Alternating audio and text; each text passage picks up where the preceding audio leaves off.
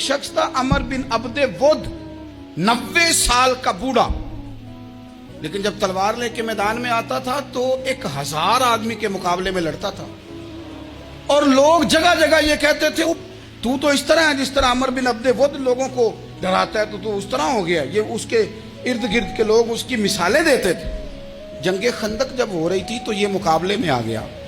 तो हजरत अलीउल मुर्तदा शेर खुदा करमल्लाहु ताला वजहुल करीम भी तशरीफ फरमा थे।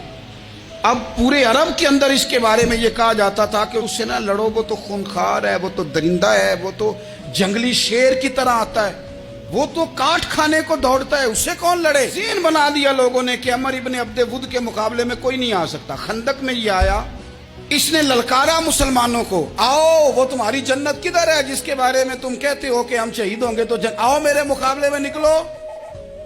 जब इसने पहली दफा ललकारा तो अभी बात खत्म नहीं हुई थी कि मौला अली तलवार लेके अल्लाहु अकबर कहते खड़े हो गए। हुजूर ने फरमाया बैठ जाओ। हजरत अली फिर बैठ गए। वो फिर पुकारा, उठो कोई मेरे मुकाबले में। तो मौला अली शेर खुदा फिर खड़े हो गए, फिर खड़े हो गए। हुजूर ने फरमाया बैठ जा। एक शख्स ने कहा अली ये अमर बिन अब्दे वुद हैं। फरमाया मुझे पता है।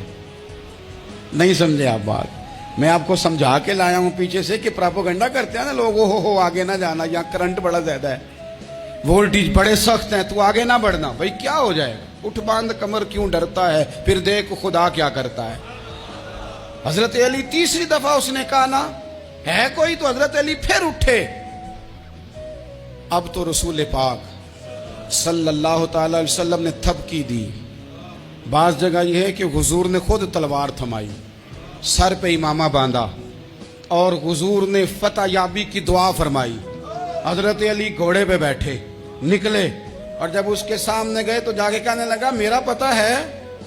हजरत अली फरमाने लगे तू अपना छोड़, मेरा पता है तुझे, मुझे तो जानता है। कहने लगा मैं 1000 के मुकाबले में अकेला लड़ता हूं।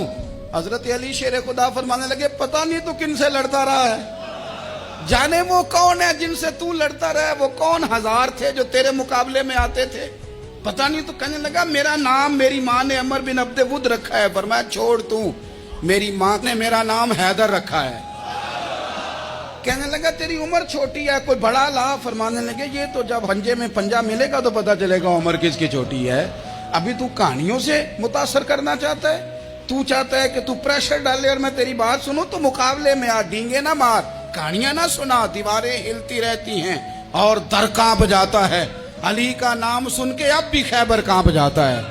तू मुकाबले में आ, तू बातें बना रहा है, कहानियां सुना रहा है। वो कहने लगा तू बच्चा है, मैं चाहता नहीं तेरा खून बहाऊं। तो हजरत अली कहने लगे मैं बड़े दिन से परेशान हूं कि किसी बेईमान का खून बहाया क्यों नहीं, मेरा बड़ा दिल कर रहा है तेरा खून बहाऊं।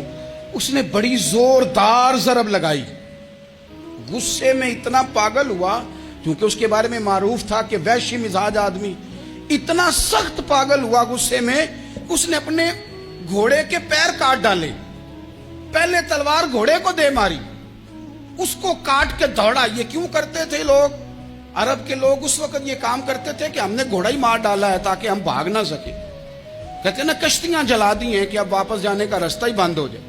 घोड़े के पैर काट डाले के भागना नहीं। और बड़ी जोर से उसने जरब लगाई हजरत अली पर। हजरत अली ने जब रोकी तो वो ढाल टूट गई हजरत मौला अली, और आपके इमामे को उसकी तलवार भी लगी। आपने फरमाया दिखा लिया तूने जोर, अब मेरी बारी है।